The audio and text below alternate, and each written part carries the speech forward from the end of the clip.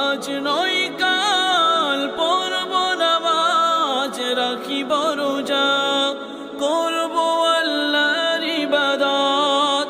বলে বলে কত সময় কত বছর করেছ পার, বলে বলে কত সময় কত বছর করেছ পার।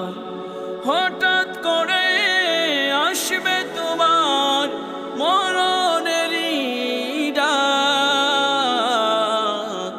গুনাহ ছেড়ে আসো সবে, চলো দিনের পথে।